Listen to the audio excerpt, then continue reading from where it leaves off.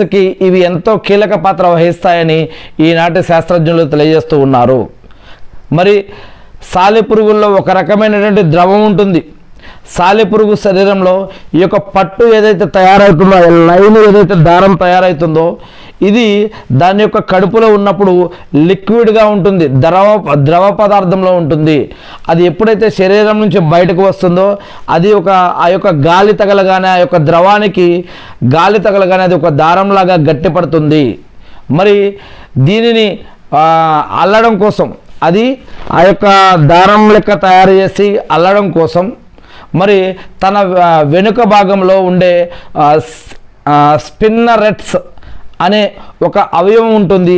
ఈ యొక్క స్పిన్నరెట్స్ అనే అవయవాల ద్వారా అది ఆ యొక్క దారాన్ని ఆ యొక్క లిక్విడ్ నుంచి దారంలోకి మారినటువంటి దానిని ఈ విధంగా అది గూటిని తయారు చేయడం కోసం, వల తయారు చేయడం కోసం అది ప్రయత్నిస్తుంది. అంతేకాకుండా కొన్ని సాలెపురుగులు రంగులు కూడా మారుస్తాయి.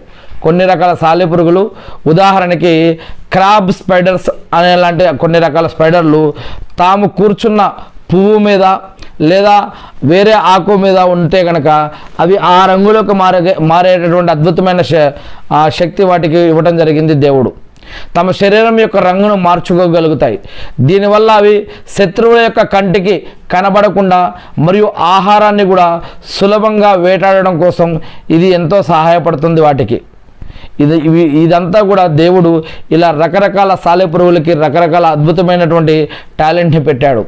అంతేకాకుండా సాలెపురుగులు తాము అల్లిన పాత వల ఏదైతే ఉంటుందో దానిని పాడైపోయినప్పుడు ఆ యొక్క వలను మళ్ళీ తినేయగలుగుతాయి కూడా.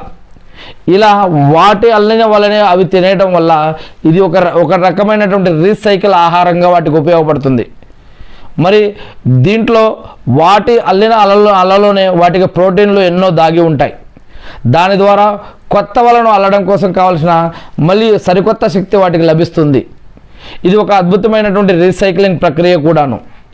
మరి కొన్ని రకాల సాలెపురుగులు నీటి పైన మరియు నీటి లోపల కూడా అవి జీవించగలుగుతాయి.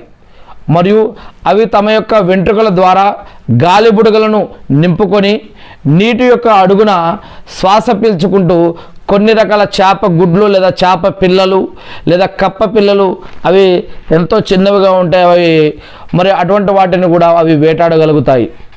అంతేకాకుండా చాలా జీవుల యొక్క రక్తం ఎరుపు రంగులో ఉంటుంది, కానీ సాలెపురుగుల యొక్క రక్తం నీలం రంగులో ఉంటుంది, పేల్ బ్లూ.